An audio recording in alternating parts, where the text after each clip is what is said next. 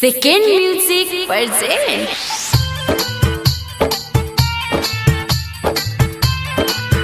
इलाया बोनेर छड़ा नया साल में गेली खरही जतौला भई रुमाल में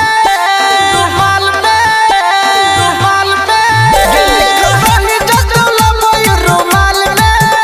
इलाया बोनेर छड़ा नया साल में इलाया बोनेर छड़ा नया साल में ग्रीटिंग कार्ड दबवे कोनो हाल में इलाया बोनेर छड़ा नया साल में इलाया बोनेर छड़ा नया साल में सेकेंड म्यूजिक प्रेजेंट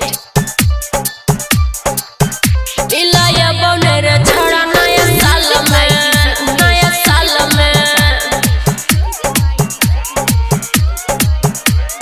तोरे खातिर बन जइबो हम न से बाजगे होई है बादा नाम ने तू करिहे यहन काजरे बुझलही हगे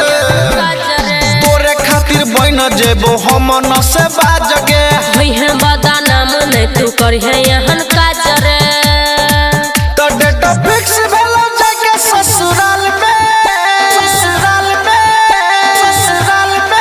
तो डेट फिक्स भेलो जाके ससुराल में इलाया बोनेर छड़ा नया साल में इलाया बोनेर छड़ा नया साल में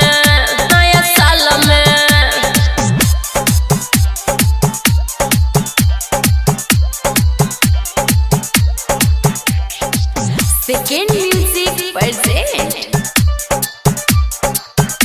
इलाया बोनेर छड़ा नया साल में